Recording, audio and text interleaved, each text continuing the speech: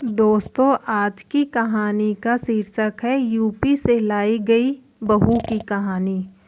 उत्तर प्रदेश के छोटे से गांव में बहू लाने का एक रिवाज और परंपरा रही है। गांवों में शादी के लिए बहुएं दूर दूर से लाई जाती हैं ताकि समाज में नए रिश्तों का मेल जोल हो और समाज के लोगों में एकता और आपसी समझ बनी रहे। यह कहानी भी एक ऐसी ही परिवार की है जहां एक बहू यूपी से लाई गई थी और उसने धीरे धीरे उस परिवार को अपनाया और हर एक चुनौती का सामना कर अपने ससुराल में एक नई पहचान बनाई। उत्तर प्रदेश के इस गांव की सादगी, सरलता और परंपराओं में एक खासियत है। यहाँ के लोग सीधे साधे होते हैं और उनकी दिनचर्या ज़्यादातर खेती, घरेलू कामों और पारंपरिक त्योहारों से घिरी होती है। शादी ब्याह के मामले में यहाँ के लोग अपनी संस्कृति का विशेष ध्यान रखते हैं और कोशिश करते हैं कि नई बहू को उनकी परंपराओं का पूरा ज्ञान हो।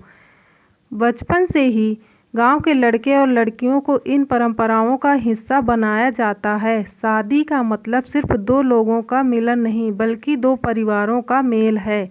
खासकर नई बहू का घर में स्वागत बड़े उत्साह और उम्मीद के साथ किया जाता है। हर एक सदस्य उसे अपने परिवार का अहम हिस्सा मानता है और उसकी खुशी और सहूलियत का ध्यान रखता है।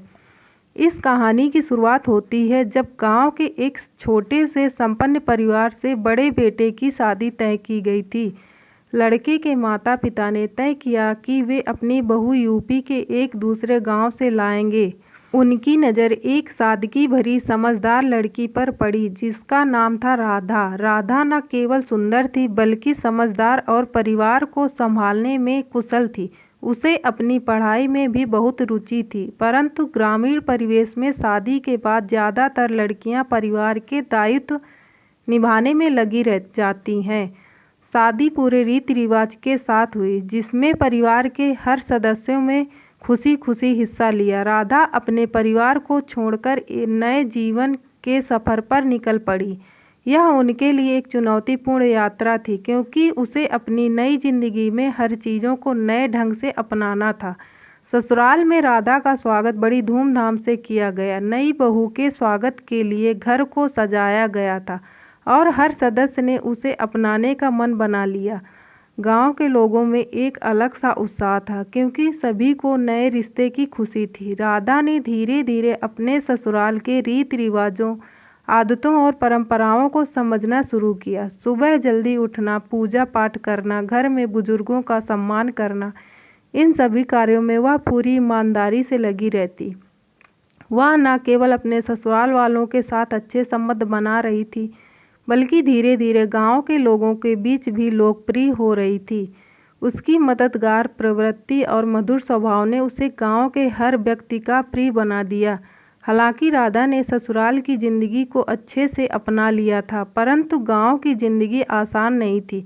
खेतों में काम करना, कठिन मेहनत और मौसम के बदलते मिजाज से सामंजस्य बिठाना, ये सब एक ग्रामीण महिला के जीवन का हिस्सा होता है।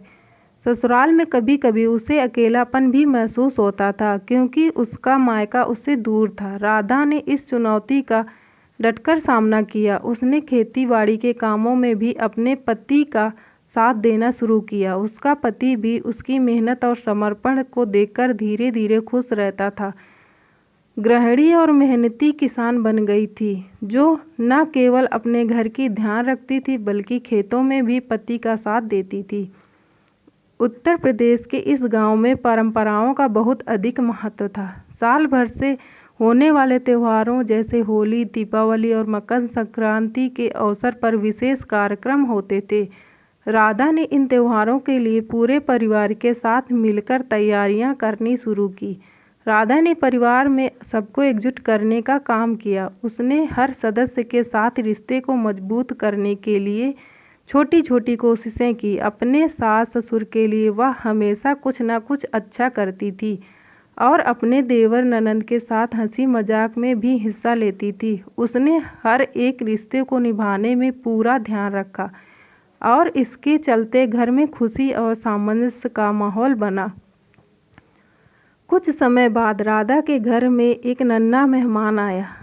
नई खुशियाँ और जिम्मेदारियाँ लाई। राधा ने अपनी नई जिम्मेदारियों को भी बखूबी निभाया। वह अपने बच्चे की परवरिश में किसी भी तरह की कमी नहीं रखना चाहती थी। उसने बच्चे को सही संस्कार देने की कोशिश की और उसकी परवरिश में कोई कमी नहीं रखी। राधा का जीवन अब बच्चों और परिवार के देखभाल में लगने लगा। वह हर चीज़ का ध्यान रखती थी, चाहे वह घर के काम हो या बच्चों की शिक्षा। उसका सपना था कि उसका बच्चा पढ़ लिख कर कुछ बड़ा बने और इस वजह से वह उसे अच्छी शिक्षा देने का पूरा प्रयास करती थी। राधा का धैर्य, मेहनत और प्रेमपूर्वक व्यवहार गांव के सभी लोगों के दिलों में उसकी अलग पहचान बनाने में कामयाब हुआ। अब गांव के लोग हर मामले में उसे सलाह देने लगे थे। महिलाओं के लिए वह एक प्रेरणा बन चुकी थी, क्योंकि उसने न केवल ससुराल के रीति रिवाजों को अपनाया था बल्कि उसने नए बदलाव भी किए थे। वह गांव की महिलाओं को भी सशक्त बनाने के लिए सोचने लगी। उसने गांव की महिलाओं को स्वावलंबी बनाने के लिए प्रेरित किया। उसने उन्हें कुछ छोटे उद्योगों में हाथ आजमाने का सुझाव दिया ताकि वे आत्मनिर्भर बन सकें। उसकी कोशिश से गांव की कई महिलाओं को घर बैठे रोजगार मिलने लगा। राधा ने अपने ससुराल और गांव में शिक्षा और महिलाओं के अधिकारों के बारे में लोगों को जागरूक करने का कार्य भी शुरू किया।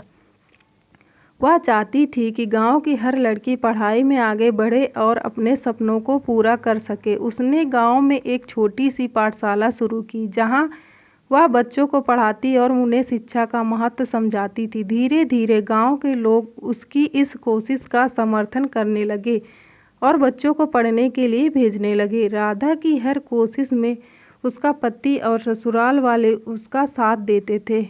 उसका ससुराल उसके काम से बहुत खुश था और उसे हर काम में सहयोग देता था। सास ससुर ने उसे अपनी बेटी के समान अपनाया था और उसकी हर सोच को समर्थन दिया था। परिवार की इस सहमति और समर्थन ने राधा को और भी हिम्मत दी। राधा का संघर्ष, उसका प्रेम, उसकी मेहनत और उसकी सोच ने उसे गांव में एक सफल बहू बना दिया। वह ससुराल में अपने आदर्श और संस्कारों से ऐसी मिसाल बनी कि अब हर कोई उसकी प्रशंसा करता। राधा न केवल एक आदर्श बहू बन पाई बल्कि एक ऐसी महिला भी बनी जिसने गांव के विकास में अपना योगदान दिया।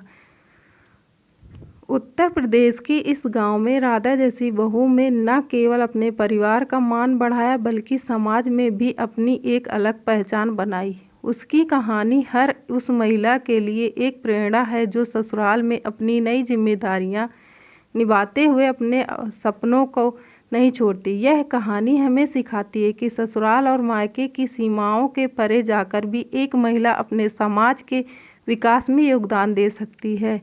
दोस्तों, अगर आपको मेरी ये कहानी पसंद आई हो तो मेरी वीडियो को लाइक कीजिए, चैनल को सब्सक्राइब कीजिए और कमेंट करके बताइएगा कि यह कहानी आपको कैसी लगी, ताकि हम ऐसी ही कहानियाँ आपके लिए हर रोज़ लाते रहें। धन्यवाद।